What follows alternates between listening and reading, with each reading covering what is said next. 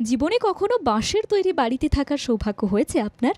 যদি না হয়ে থাকে তাহলে চটপট ব্যাগ গুছিয়ে নিন আর বেরিয়ে পড়ুন কালিম্পংয়ের মধ্যে অবস্থিত একটি ছোট্ট গাঁও বেইদার গাঁও ভ্রমণে। সেখানে আছে ব্যাম্বু ভ্যালি।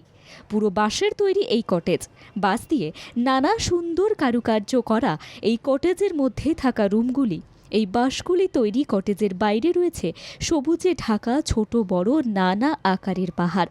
এই পুরো কটেজ চত্বরে নানা ধরনের ফুল দিয়ে সাজানো রয়েছে। এখানে রয়েছে একটি ছোট্ট নার্সারি, যেখানে রয়েছে নানান ধরনের অর্কিড, ক্যাকটাস এবং ফুলের টব। এই কটেজের মধ্যে মনোরঞ্জনের জন্য নানা সরঞ্জামও রয়েছে। খেলার জন্য রয়েছে ক্যারাম, ব্যাডমিন্টন খেলার ও জায়গাও রয়েছে এইখানে। এই কটেজে ঢুকতেই দুপাশে দুটো ফোয়ারা দেখতে পাবেন, যেখানে ছোট ছোট মাছ ঘুরে বেড়াতে দেখবেন আপনি। এই বাঁশের তৈরি কটেজের বারান্দা থেকে আপনি বেইদার গাঁওয়ের পুরো ভিউ দেখতে পাবেন। হাতে চায়ের কাপ নিয়ে বারান্দায় বসেই আপনার ঘন্টার পর ঘন্টা সময় কেটে যাবে এইখানে। শহরে থেকে কখনো প্রকৃতির মাঝে সময় কাটাতে পারেননি তো? তাই বেইদার গাঁওয়ে গিয়ে আপনি প্রকৃতির মাঝে বিশুদ্ধ বাতাসে শ্বাস নিয়ে আসুন কয়েক দিনের জন্য।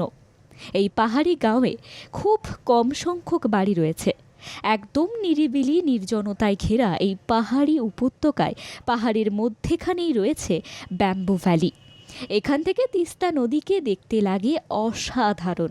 যদি ভাগ্য ভালো থাকে তাহলে আপনি দূরের কাঞ্চনজঙ্ঘার দৃশ্য উপভোগ করতে পারবেন। বেইদার গাঁও থেকে যেতে হলে আপনাকে ট্রেনে করে পৌঁছে যেতে হবে শিলিগুড়ি। শিলিগুড়ি থেকে এই গ্রাম রিভার্স গাড়ি করে পৌঁছে যেতে পারবেন। সময় লাগবে মাত্র 3 ঘন্টা। এই গাঁওয়ে রয়েছে পাবং গ্রামের একদম কাছেই। তাই বেইদার গ্রামের ব্যাম্বু ভ্যালিতে 2 দিন থেকে তারপর আপনি পাবং ঘুরে আসতেই পারেন।